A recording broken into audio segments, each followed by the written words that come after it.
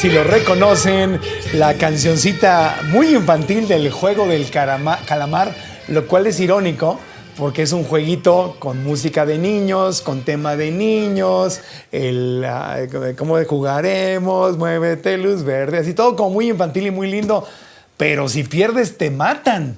Entonces está súper interesante. Los que le invertimos tiempo a ver el juego de calamar segunda parte, ahora en diciembre, pues a mí sí me dio gusto verla. Yo dije, a ver si está tan buena como la primera, pero sí está buena. Recibimos a Felipe Gaitán Alcalá, doctor en sociología, para pues varias cosillas. Número uno, ¿por qué funciona tanto el juego del calamar? Y luego el tema de la ambición. ¿Nacemos ambiciosos o aprendemos a ser ambiciosos? Bienvenido, Felipe, ¿cómo estás? Marco, un placer estar aquí en el programa de Nueva Cuenta. Y precisamente el juego del calamar es una de las series que se posicionó en 93 países como número 1. Solamente Nueva Zelanda fue el número 2. Número 2. Y la segunda parte está amarrando súper bien, sí, también. No, la segunda parte fue la que se colocó. Esta fue la que se colocó. Rebasó a la primera. ¡Wow! Y igual en número de vistas y demás. Entonces generó muchísima expectativa. Ya la vi, tuviste ya la 1 y la 2, obviamente. Ya, y estamos esperando la tercera parte. Que viene el verano, que es la conclusión. Exactamente, que no es una tercera parte, es una segunda parte, pero alargada. La tuvieron que separar, la tuvieron que hacer en 2 partes para hacerla más viable para la televisión. Sí, pues más atractivo también porque generas más inscripciones. Yo la verdad tenía apagada mi suscripción de Netflix y me resuscribí a Netflix para ver el juego del calamar. Ya después te suscribiste y bueno, ya... ahorita ya me enganché con otras series que había dejado pendientes y películas y otras cosas, pero es mejor estrategia. Pero a ver, bueno, ¿por qué funciona tanto el juego? Vamos a tratar de no spoilearla, pero básicamente yo les decía que hay una gran diferencia. Es ni modo, pues ahí está, spoiler alert, eso sale en el segundo capítulo, que les dan la opción a ellos de retirarse o de quedarse después de cada juego y hay una votación, ¿no? ¿Qué podemos aprender de la naturaleza humana al ver el juego del calamar? ¿Por qué será tan exitosa? Sí. Fíjate, Marco, antes quisiera comentar algo. ¿No has notado que muchísima de la cultura coreana ha permeado el mundo? Ah, claro, sí, por supuesto. Entonces tenemos desde Gangnam Style, la primera canción que rompió récord en YouTube, vino Parásito, la película, el juego del calamar, la música popular. Pero BTS. Ya llevan un par de décadas así, donde de repente de la nada los coreanos, ¿te acuerdas como en los 70, 80, que era lo japonés? Era toda la tecnología japonesa, la música japonesa. Y ahora lo coreano. Y ahora es lo coreano. Corea del Sur, obviamente. Y ahí se inserta el juego del calamar, en esa cultura coreana. Ajá. ¿Por qué? Porque Corea tuvo un repunte después de los 70s impresionante, o sea, tuvo un crecimiento impresionante de una sociedad casi rural a una sociedad que ahorita comercia y es importante a nivel mundial. Pero también lo que tiene que ver es que hay muchísima competencia. O sea, es una cultura del esfuerzo y de la competencia a rajatabla. O sea, tú para entrar a la universidad tienes que desvelarte, tienes que hacer esfuerzo y no quedas. Y entonces se vuelve una sociedad muy competitiva. Gangnam Style tiene muchos estilos, los Parásitos, la película Parásitos también tiene que ver con eso, y es ahí donde se inserta el juego del calamar. Que es muy competitivo. Exactamente, porque va mucho de la cultura coreana, pero eso nos interpela a nosotros en nuestra sociedad capitalista.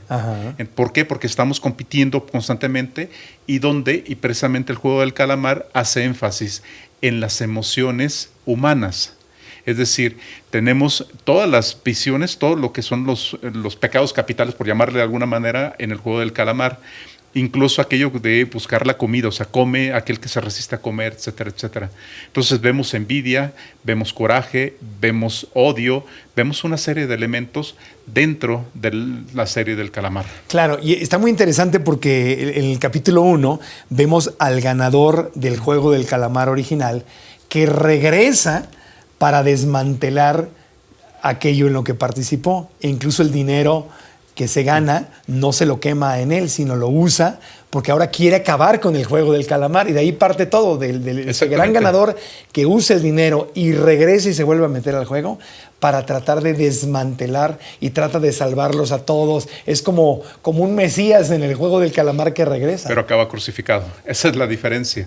Es decir, sin hacer spoiler, si uno ve la primera serie, la primera serie del calamar, del juego del calamar, vemos que sobre todo hay una competencia con respecto a algo que no conocen y aparece el infiltrado, el 001, el señor grande. Sí. Y entonces en ese juego ellos están tratando de sobrevivir En la segunda parte de la serie, y ahí es donde entra la condición humana, ya no se trata solamente de sobrevivir, sino de competir y eliminarse entre ellos los propios jugadores. Claro. Esa es una gran diferencia. Sí. La primera fue mucho de emociones y de juegos así muy sangrientos. De sorpresa. Y de sorpresa, pero en esta segunda ya no encontramos, No. encontramos más una cuestión reflexiva. Ajá. Y tú lo decías ahorita al inicio, los juegos infantiles. ¿Por qué ponen los juegos infantiles?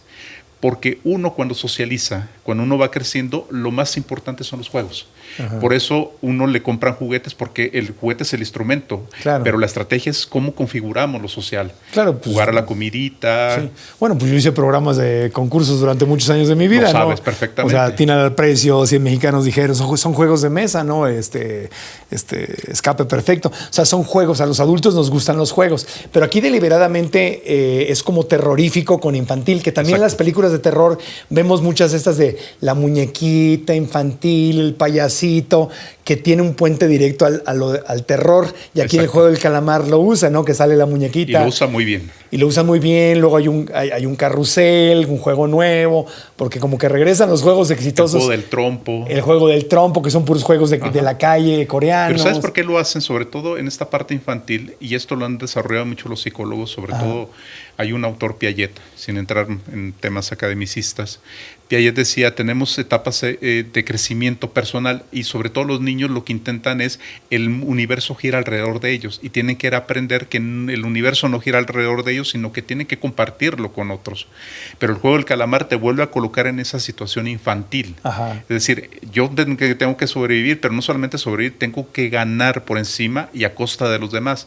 Por eso las votaciones que uno encuentra en la serie se vuelven complicadas, se vuelven largas a lo largo de la serie. Sí. En cada capítulo se vuelven largas y a veces un poco pesadas, pero tiene que ver con esa profundidad, demostrar la decisión de un ser humano de continuar o salvar su vida o continuar por algo que no sabe si va a ganar. Claro, pero la avaricia les gana, les muestra, antes de votar, les muestran el premio dinero, y les dicen, exacto. Aquí está todo lo acumulado. Y de repente, ahorita podemos profundizar en el siguiente segmento, ese tema de la avaricia. Los seres humanos nacemos avariciosos, egoístas, envidiosos, o aprendemos a ser así. Porque lo que va sucediendo en la serie no es solo que les llama la atención ganar más dinero arriesgando su vida, sino que les da alegría a algunos concursantes, les empieza a dar alegría que maten a otros concursantes Porque hay más dinero. Porque hay más dinero. Y entonces ahí es donde entra la pregunta, esta maldad, egoísmo, esta inconsciencia, ¿nacemos así? Además, hasta ¿O lo nosotros mismos aprendemos? lo decimos, cuando decimos entre menos burros, Más solotes, entonces hasta nosotros mismos lo tenemos internalizado. Órale, entre menos burros, más solotes. Sí, eso sería como nuestra versión del calamar, pero versión mexicana. Entonces, precisamente lo que tenemos aquí en el caso del juego del calamar es la pregunta básica que no la ha resuelto la filosofía. Es decir, ¿nacemos egoístas o nos hacemos egoístas? Hobbes, Rousseau y todos los demás han intentado responderla porque dicen, los seres humanos, Rousseau dice, todos los seres humanos nacemos buenos, pero conforme vamos conviviendo, la sociedad nos pervierte. En el caso de Hobbes diría lo contrario, nacemos competitivos, tenemos las mismas circunstancias, pero ¿por qué tú vas a tener lo que yo tengo? Y entonces, en esa cuestión necesitamos una fuerza externa, alguien que nos regule, por eso aparece el derecho y aparece el Estado. Claro. Es una pregunta de mucha profundidad que en el juego del calamar te lo pone en un juego infantil precisamente por eso, porque los niños siempre van a querer obtener todo para ellos a costa de los demás. Y por eso hace énfasis en los juegos infantiles. Ya, porque también el tema de la xenofobia, es decir, el odio a los extranjeros, o el tema del racismo. O al diferente. O al diferente. En el caso de la mujer trans. Del racismo, o a la mujer trans, o al gay, o al de la otra religión, al musulmán, al judío, al cristiano, depende de quién seas. El odio a quien es diferente también tiene mucho que ver con la supervivencia, porque quisieras en tu egocentrismo que todos fueran como tú y que fueran poquitos para que mientras menos burros, más solotes. Exactamente. Y es lo que se refleja en el juego del calamar. Sí, efectivamente. Y lo que tenemos aquí es precisamente en ese juego no solamente no ves igual al otro, lo ves diferente, pero diferente en términos de eliminarlo. Claro. La mujer trans que aquel que se escapa de Corea del Norte, que es alguien que es menor porque viene de una sociedad totalitaria y demás, pero busca obtener la mayor ganancia. Sí, Hitler y el antisemitismo, o sea, si nos fijamos, todo tiene que ver con el mientras menos burros, más solotes. Exactamente. Entonces, ¿aprendemos a ser egoístas, racistas e inconscientes o nacemos así por naturaleza y más bien aprendemos a ser compasivos y conscientes? A ver si resolvemos lo que históricamente los sociólogos y los expertos no han resuelto, pero bueno, para eso está aquí Felipe Gaitán Alcalá, doctor en sociología. Soy Marco Antonio Regil, seguimos analizando el juego del calamar después de mensajes en Fórmula.